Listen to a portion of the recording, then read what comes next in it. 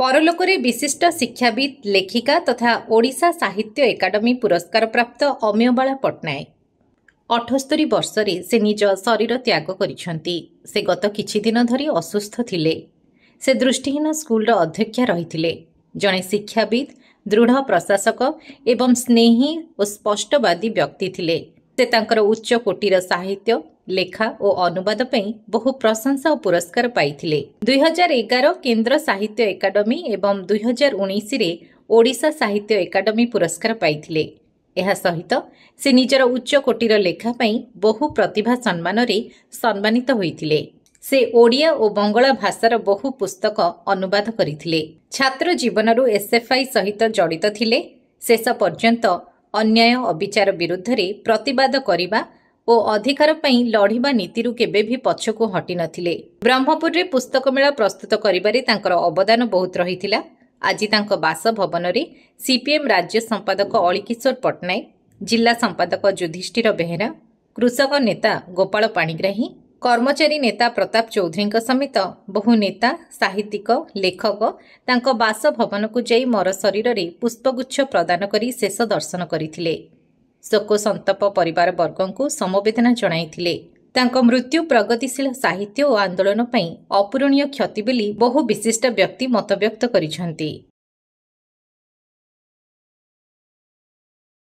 अमेयबाला पट्टनायक थिले गंजाम माटीर गर्व और गौरव। सारा जीवन ओडिया भाषा साहित्य प्रति जो अवदान रही आज समग्र ब्रह्मपुर कहीं गंजाम समग्र ओडिशा दिशुर सी बहुत गुड़े कविता संकलन सहित अनुसूजन बहुत उपन्यास गल्प प्रकाश पाई। विशेषकर बहु भाषा प्रवीणता थिला। बंगला भाषा हिंदी भाषा एवं आमर ओडिया भाषा से भाषार जो बही गुड़ाक से अनुसूजन भाव में जो अनुवाद करते 2006 केंद्र साहित्य एकाडेमी पुरस्कार पाई। तत्सहित गंगाधर रथ फाउंडेशन पुरस्कार पाई। आमर सबुठारु ओडिशा गोटे प्राचीन साहित्य अनुष्ठान जोड़ा कलिंग साहित्य समाज ब्रह्मपुर तार भी सभापति थे।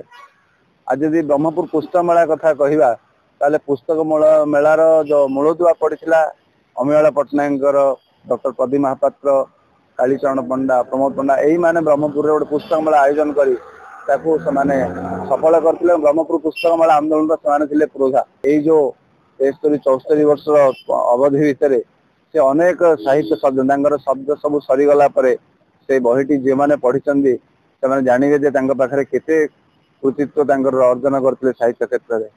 एवं केंद्र साहित्य एकाडेमी पुरस्कार सी जो पाई बही भितर केतोटी कहूची बही आपन को अमृता, त्रिशूल, जल, द्वंद्व, भाग्य एवं रेणु रचना संचयन से कल्प संचयन हिंदी ओडिया अनुवाद करी साहित्य एकाडेमी पुरस्कार पाई। आधुनिक साहित्य जुगरे जो स्वाक्षर छाड़ी जाती आम केवे भूली पारिबा नाही। एवं से भले जड़े महिषी अमेयबाला पट्टनायक अश्रुल श्रद्धांजलि जनाऊँ।